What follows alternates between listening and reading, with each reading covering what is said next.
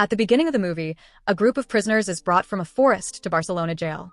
Among them is Manuel, an assistant accountant accused of theft, though he is still on trial. In the jail, he sees many prisoners, including a 16-year-old boy named Ruby. Manuel wonders why such a young boy is here and sympathizes with him, offering a cigarette. Suddenly, a warden arrives and brutally beats Ruby. Manuel protests, saying it's against the rules, but the warden slaps him, declaring that his law rules the jail. After taking Ruby away, the new prisoners are stripped and searched. The jail's superintendent, Looming, takes an interest in Manuel's expensive suit and tries to make a deal, but Manuel refuses to sell. As a result, he sleeps on the bare floor with a dirty blanket and a half bucket of filthy water for drinking and bathing. Bedbugs bite him all night, making sleep impossible.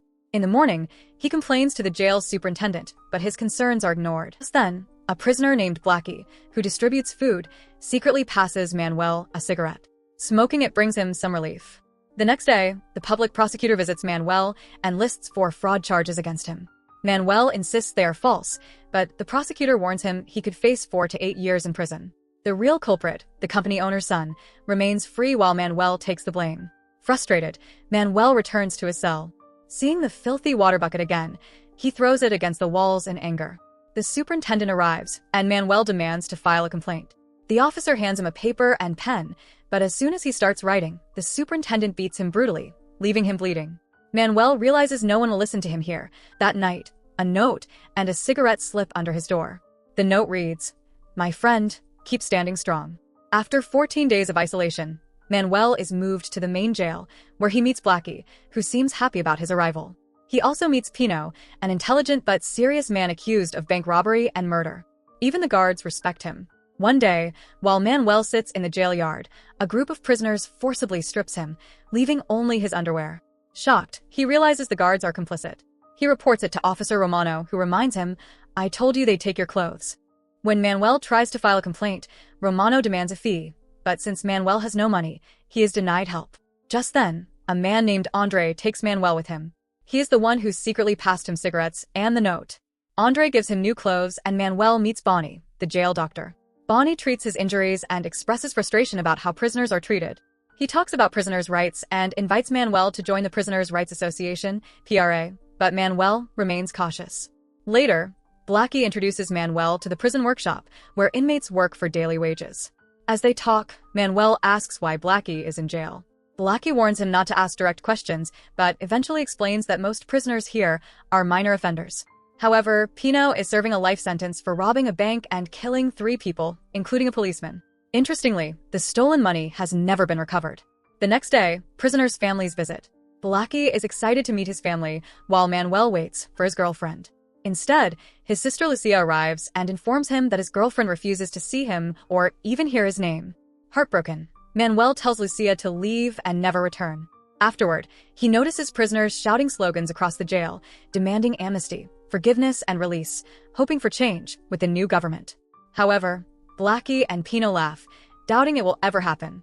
Manuel visits Bonnie for a dental checkup, but Bonnie secretly hands him black papers and asks him to write amnesty on them in his left hand to conceal his identity. That night, Manuel stays awake, completing the task. Soon, he learns that some prisoners were released, but only those with political connections, not ordinary inmates. That night, Blackie breaks down, fearing that by the time he serves his 20-year sentence, his family will have forgotten him. A year passes. One day, guards take Blackie and 2 others away. Pino asks where they're being taken, and the guards accuse Blackie of digging a tunnel in the kitchen. The next morning, Pino and Manuel hear that Blackie is dead. The warden claims he had a heart attack during interrogation, but prisoners know the truth. He was beaten to death. Pino remains unaffected, calmly eating his meal. Shocked, Manuel asks how he can be so indifferent.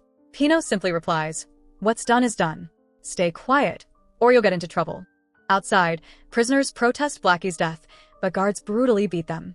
Seeing this, Manuel rushes back to his room and scatters the amnesty papers everywhere, inside the jail corridors, the yard, and even outside the prison walls. When Manuel chants slogans for justice, he is arrested and sent to isolation again. However, a private lawyer named Nold visits him. Nold offers to fight his case for free and promises to secure rights for all prisoners. He gets Manuel out of isolation and even gives him money to file complaints against the jail authorities.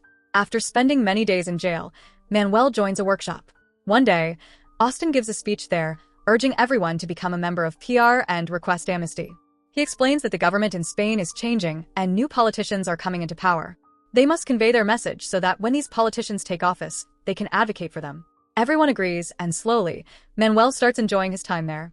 Meanwhile, he receives several letters from Lucia, sometimes with her photos, making him realize that she has started liking him. One day, while filing a complaint, Manuel hears a commotion outside. He steps out and sees that the guards have taken a prisoner away. He starts shouting, but Pino immediately silences him. That night, Manuel is restless. The next morning, he and Pino discuss the incident and discover that the prisoner was none other than Austin. The jail authorities had learned that Austin was planning to start a prisoners' rights movement.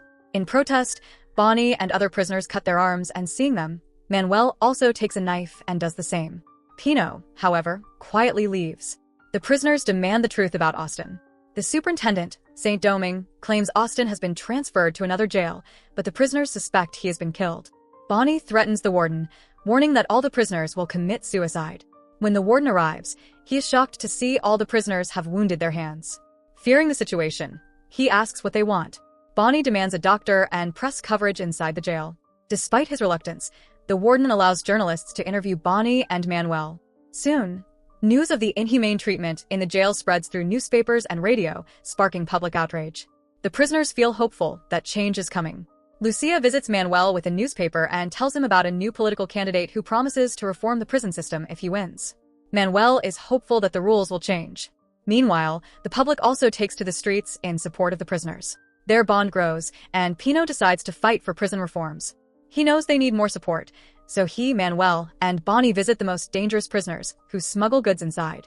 Their leader, Michael, initially refuses to join the movement, content with his privileges.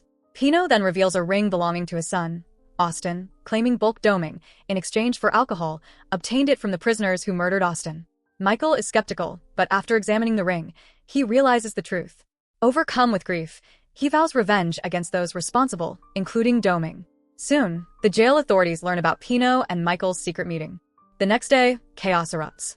A prisoner fakes an epileptic attack in the guard room, and when a guard rushes to help, the prisoner holds him at knife point and demands the barriers be removed. As the guards scramble, two prisoners set the counter on fire. Taking advantage of the chaos, inmates throw wooden furniture outside and ignite it. As flames rise, Manuel and others climb onto the jail roof and start protesting. The police fire rubber bullets, but the prisoners remain defiant. The public outside also rallies in support. Fearing escalation, the warden calls private lawyer Arnold, who assures the prisoners that they have nothing to fear. When they hesitate, he sends Bonnie and Manuel as representatives to negotiate with the warden. Bonnie demands the removal of police personnel and the presence of a judge to hear their conditions. The warden agrees, but it turns out to be a trap. When the supposed judge arrives, a prisoner recognizes him as a secret police agent. The guards then attack, and Manuel is sent back to isolation.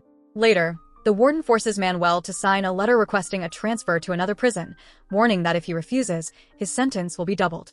Knowing the other prison is even worse, Manuel refuses. 2 years pass, and Lucia visits him, confessing her love and promising to wait for him. One night, guards forcibly remove Manuel and Pino, transferring them to a brutal, remote prison.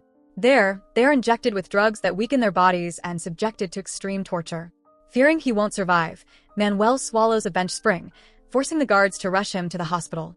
There, he tells the doctor the truth about his mistreatment. The doctor files a report, leading to Manuel and Pino being sent back to their old jail.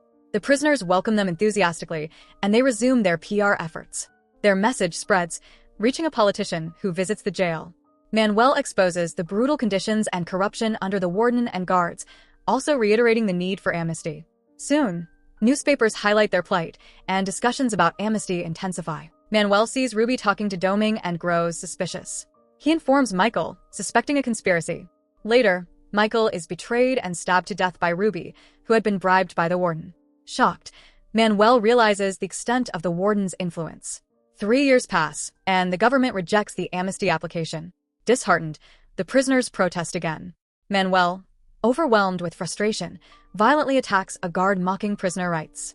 As punishment, he is put in isolation again. Some time later, Pino secretly takes Manuel to the hospital ward, revealing a hidden elevator leading to a basement under renovation. Using a fake key, they enter and begin digging a tunnel to escape through the sewage hole. To mask the noise, they assign prisoners to play football outside. Meanwhile, Arnold visits Manuel, promising to reopen his case, but Manuel no longer trusts him. Eventually, they break through to the CBS hall, signaling their escape is near. Pino gives Manuel civilian clothes to blend in outside. As they escape, Ruby's betrayal leads to all the prisoners learning about the plan. A guard in the hospital ward tries to stop them, but Ruby threatens him with a knife. Manuel intervenes, preventing a murder. They force the guard to come with them through the tunnel. Pino and Manuel emerge at a bus stand, changing clothes to avoid suspicion. Many other prisoners follow, but most are recaptured when the guards realize the breakout. Pino and Manuel board a bus, unnoticed by a nearby jail guard. As they travel, Manuel sees the lights of the bar he used to gaze at from inside the jail. After traveling a long distance, they part ways, shaking hands and saying goodbye.